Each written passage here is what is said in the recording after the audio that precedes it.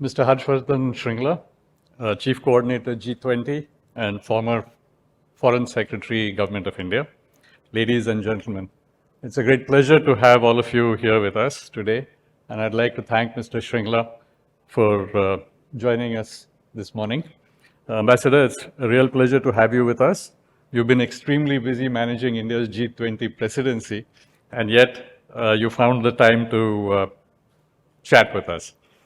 You come from an illustrious family of bureaucrats from Darjeeling with a special interest in foreign matters. I can't say foreign affairs, but foreign matters. As a career diplomat, you've served the Indian Foreign Service for over 4 decades with important positions in Delhi as well as overseas.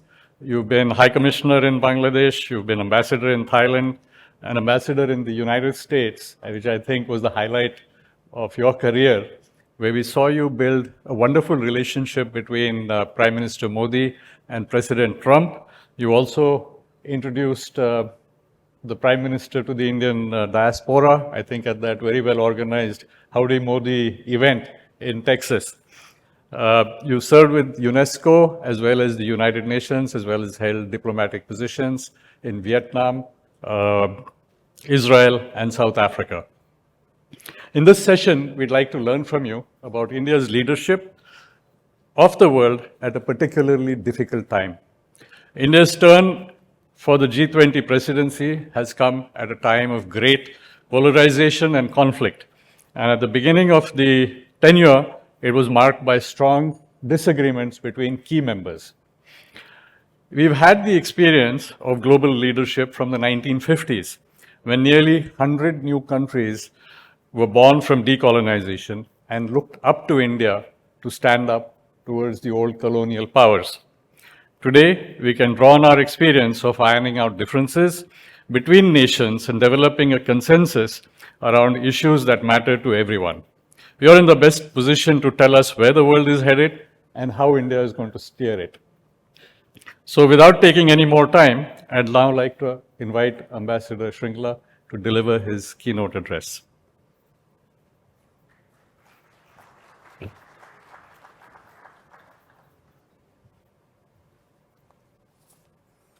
Namaskar and good morning.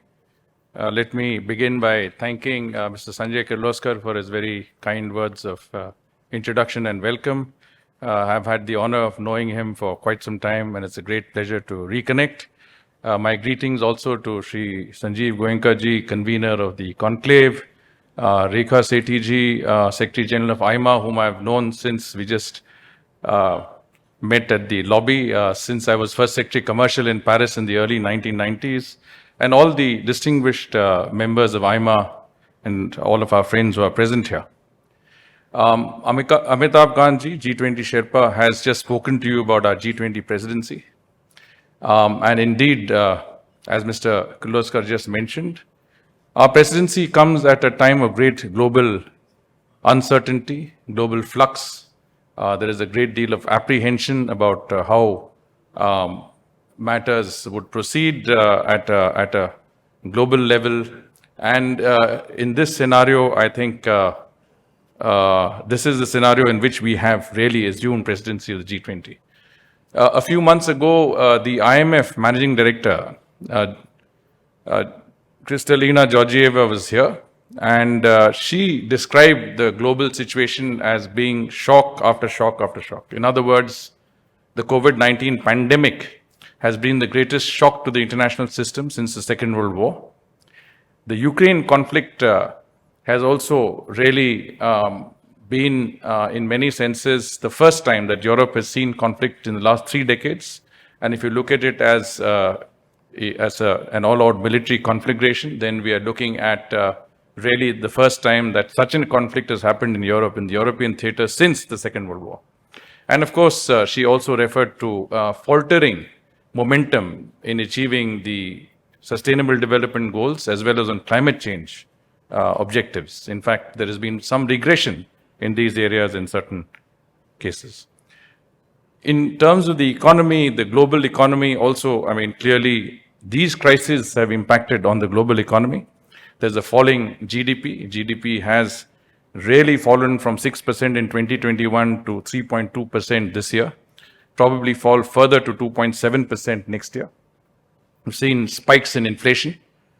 And of course, in many senses, if you look at the fact that today the world is interlinked and interconnected, nothing brings home that fact more than the impact that all of these crises have on the developing world. You may be thousands of kilometers from the epicenter of conflict or disease, but you're equally affected as anybody else. And in the global south, we have seen clearly not only falling demand for goods and services and lowering remittances, but also an increasing tendency towards indebtedness. IMF statistics say that 350 million people in about 80 countries across the world are facing acute food shortages. 60% of low-income countries are either experiencing debt or are at acute high risk of debt distress. So clearly, the global scenario is not the most optimistic. And especially, I think the impact especially felt on the developing world. And that is a matter of concern.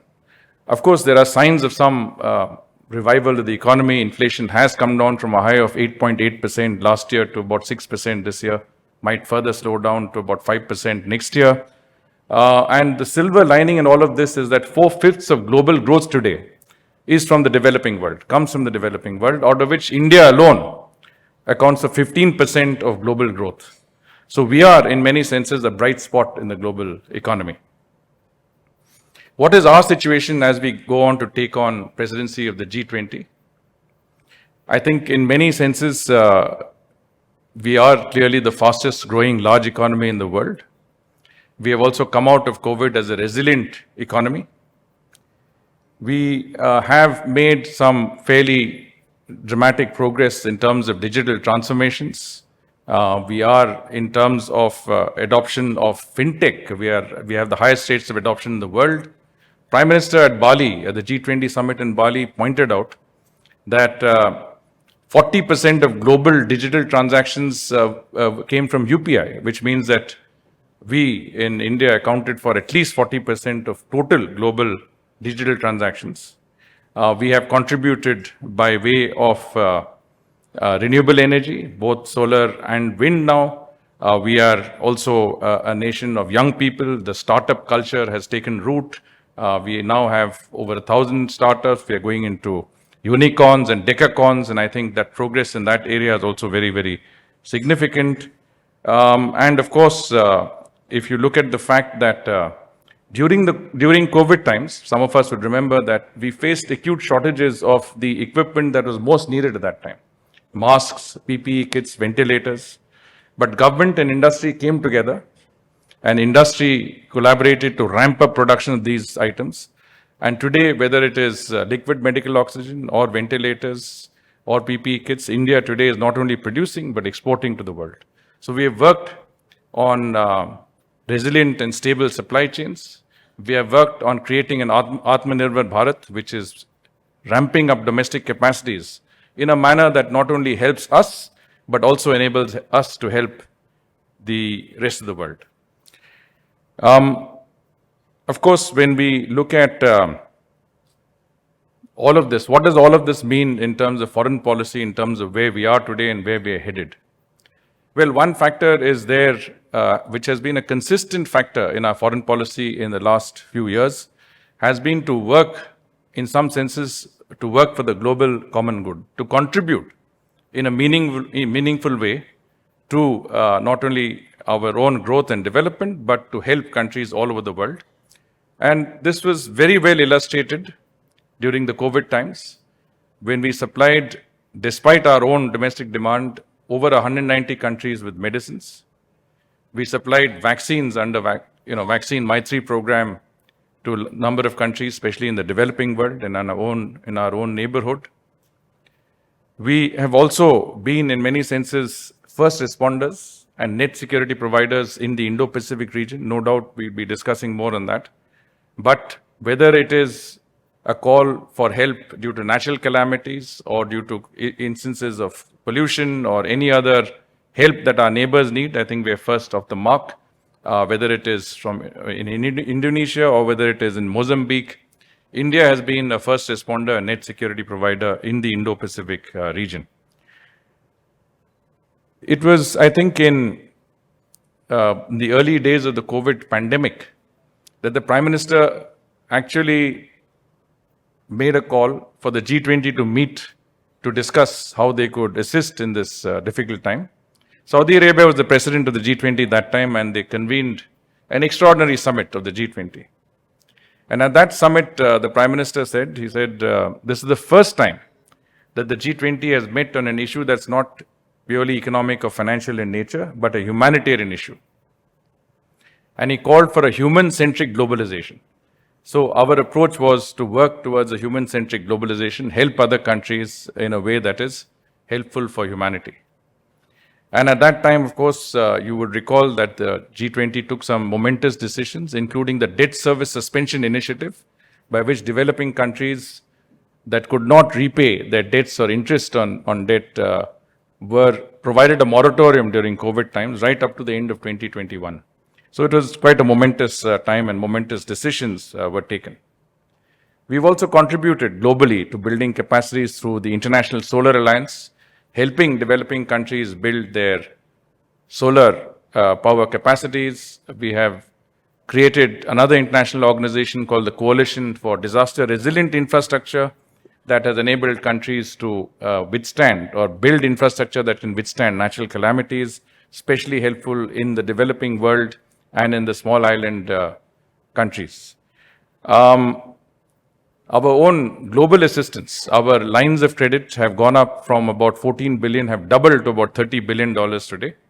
And I think that also is an illustration of our work within our own neighborhood, where we talk about Sabka Saath, Sabka Vikas, Sabka Vishwas, and today Sabka Prayas. We also refer to the neighborhood as part of that effort. It's not just India, but we have to carry our own immediate neighborhood along in that endeavor of the Prime Minister's call for Sabka Vikas. So development assistance has been high on that scheme of things. Now, in the month of December last year, India took on the presidency of 3 important international organizations. The first was the UN Security Council. We also were president of the Shanghai Cooperation Organization. We still are president of that organization. And we assumed presidency of the G20. We had reached, in many senses, the global high table.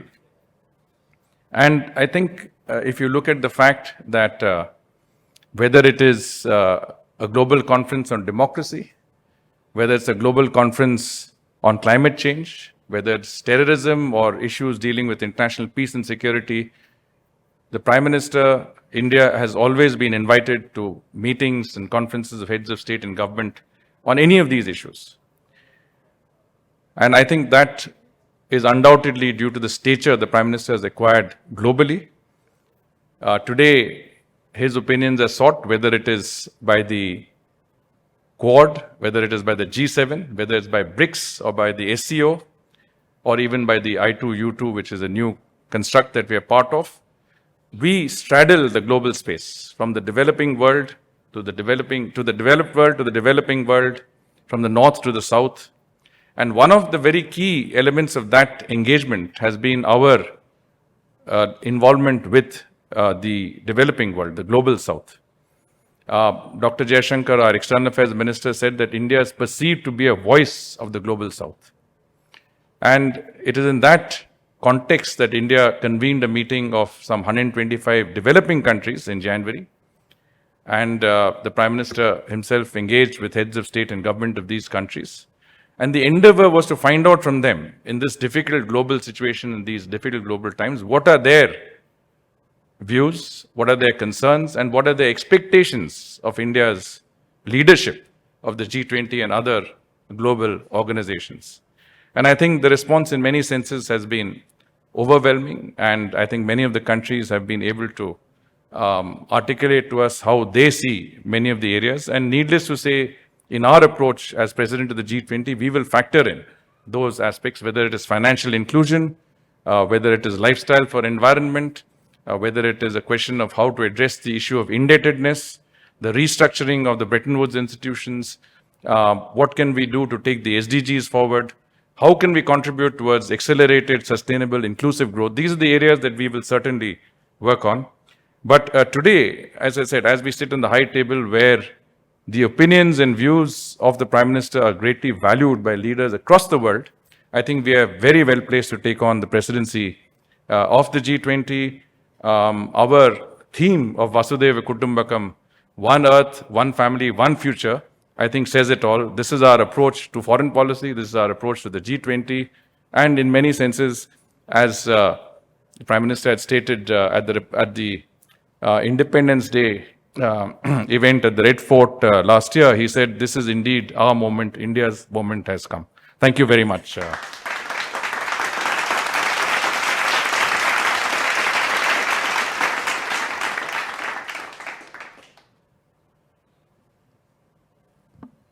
Thank you, Ambassador Shringla. We'll have a Q&A, and I'll start with the first one or two questions, and then we'll open it up to the audience. As we all know, we're here at a time of conflict and disagreements between two major powers, the US and Russia. So what is our strategy to bring the focus of the G20 back to international economic stability, growth, sustainable development, and security? Well, it is true that the polarizations, the global polarizations that have come about largely due to the Ukraine issue, cuts across the G20. You know, the G20 is a very representative body. It has the largest developed and emerging economies represented. It's got the G7 membership. It's got the P5, the permanent members of the Security Council. It's got Russia and China. But it's also got a range of emerging market economies, Brazil and Argentina, Turkey, South Africa, Saudi Arabia, Indonesia, ourselves. So in many senses, it's a very representative body. But because it is representative, I think polarizations that are global can also cut across. And really today's polarizations cut directly across the G20. And so that divide that we saw in Indonesia continues obviously to exist today. For us, what is important is that there is a very, very major agenda out there. As I mentioned, I mean, our concern is the concern of countries across the world. There is a great deal of expectation from the G20. I mean, the UN clearly is now deadlocked. It's not able to take decisions on issues that are critical. Other bodies have also not risen up to the occasion. The G20, when it achieves consensus, can really come up with decisions that can make a difference across the globe, whether it's in times of financial and economic crisis, or it's in terms of contributing towards macroeconomic stability. It can contribute. It is essentially not a political body. It is a body that is there to provide a framework of policy decisions that really resonate across the world. Because we have to remember that the UN, the IMF, the World Bank, the OECD are all parts of the G20. I mean, they're all components of the G20. They attend all the meetings of the G20. So G20 decisions really are those that are easy to implement once they're taken. And our, let us say, rationale, our reasoning with our partners in the G20 is that there is a very large agenda out there. Countries across the world are facing the brunt of today's crises and today's uncertain global situation. And the G20 has to rise up to the occasion. We have to contribute towards solutions to global challenges, whether it is the lack of growth, whether it is faltering SDGs, whether it is a lack of movement on climate change, whether it is an issue of restructuring international global organizations, whether it is also a question of,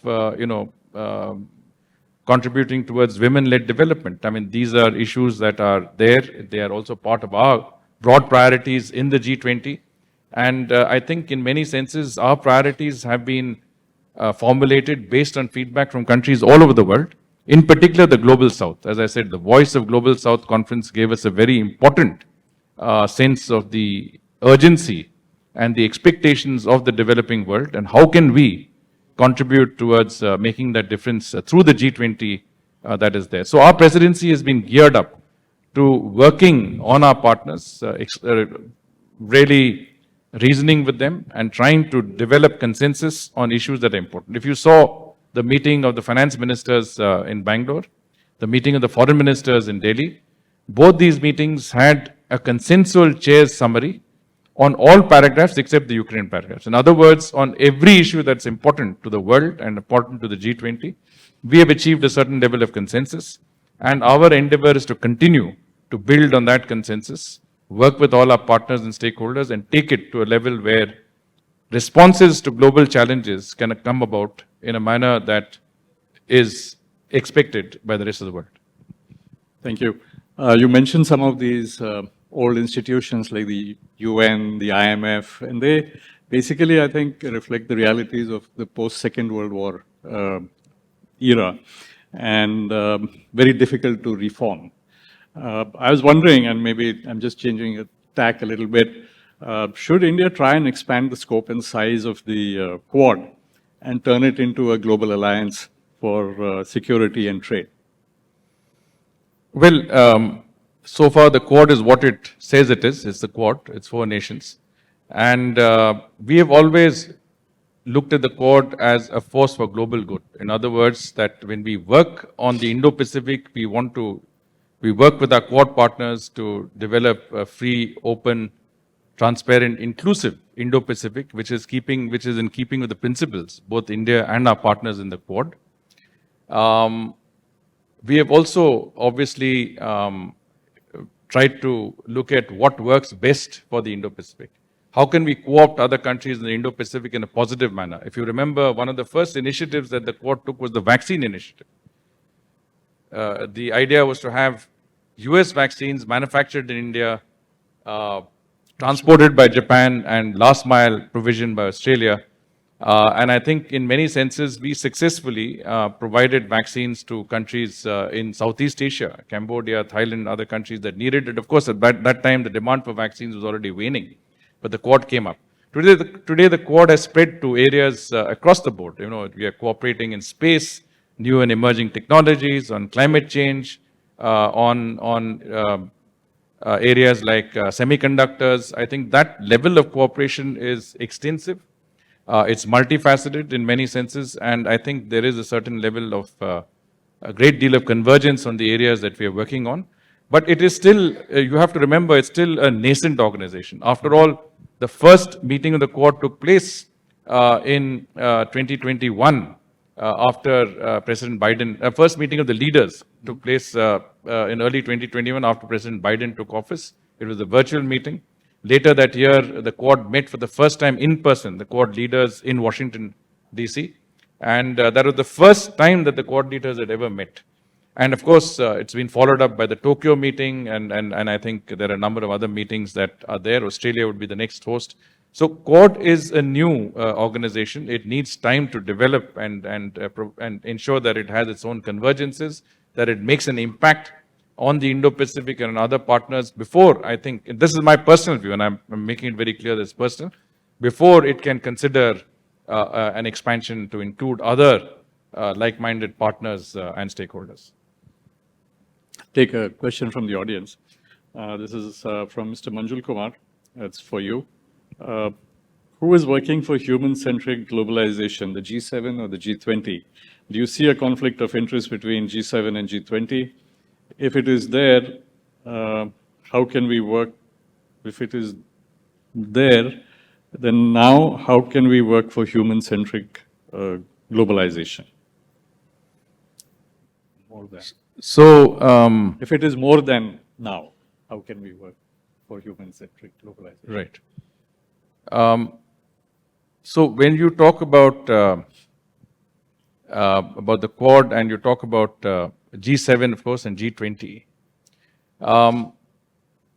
in many senses, there was a perception that the G20 was largely dominated by the G7. I think today it is, I would say, in that perception is changing, because after all, Indonesia has been till recently president of the G20. We have taken over the presidency. After us, Brazil will take over the presidency, and after Brazil, it will be South Africa. So it's the IPSA countries that essentially, have the presidency one after the other. It is also developing countries that have hold the presidency on 4 consecutive years. And that imprint to the developing world in the G20's outcomes and their own deliberations, I think, will be very, very significant. And of course, it does not mean to say that you don't work, you work across the board, because G20 is not an organization in which any one country can decide on the outcomes. You, as the president, you can decide on the agenda, but the outcomes have to be consensual in nature. Even one country can get up and say, I don't agree with you, and doesn't fly. So we have to work very closely with all of our partners, our friends in the G20, to develop consensus. And I think from that point of view, whether it's the G7 or it is the emerging economies or it's Russia and China, I think we have to work to strive for convergences, work to develop consensus, and whatever we want to do in our presidency, it has to be with all concerned. So first and foremost, I think the G20 is certainly more democratized and more broad-based in its deliberations and its outcomes. Secondly, of course, I think the G7's contribution, as also other members, has always been there. As far as the Quad is concerned, and as far as human-centric globalization is concerned, I think this is an area where you can really work with all concerned. It's not an area where anybody would say that any organization or any group of countries would say this does not fit in with our agenda. Today, when you talk to the Americans on human-centric globalization, you talk to the UN, you talk to the Japanese or the Europeans or our partners in the Gulf, everybody will agree that working towards a human-centric globalization, the approach that the Prime Minister formulated is very, very, I would say, has a great deal of traction and is very well appreciated. How do we do that? How do we move that forward? I think is certainly something that is work in progress. We have seen a great deal of that, as I said, in the Quad. The Quad has worked towards areas that involve a certain human-centric approach. I think the G20 also, under our presidency, will see a great deal of that. I mean, many of the outcomes that we're going to see will be in the form of how we can push a human-centric approach, whether it is involving a global partnership on financial inclusion, or it is a reform of the multilateral financial institutions in order to make them, to strengthen their mandate, make them more effective in the 21st century.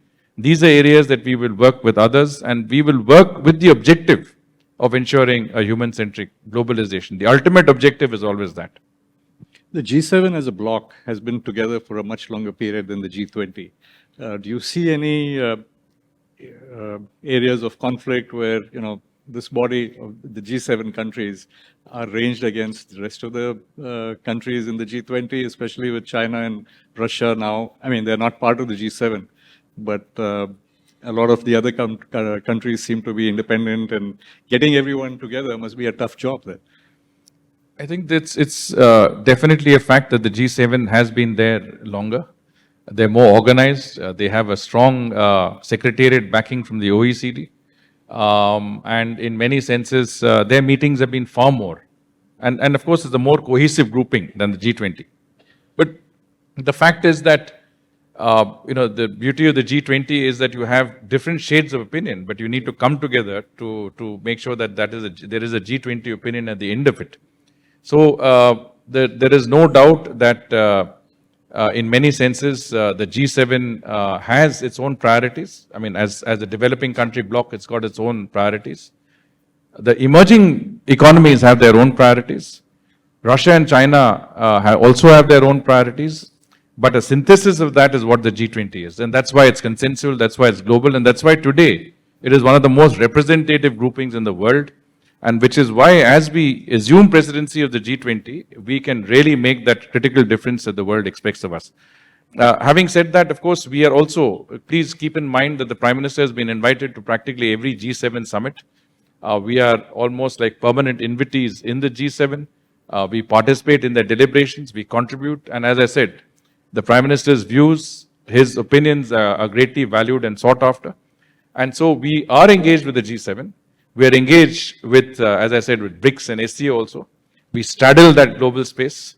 At the same time, of course, we, under our presidency, have also engaged separately with the G7. Japan is taking over the chair of the G7. We are in touch with Japan. We were in touch with Germany earlier. And as president of the ACO, we already represent the ACO. So we are taking care to ensure that we are consulting very closely with all the different components of the G20 in again securing our larger objectives for us and for the rest of the world. Thank you very much.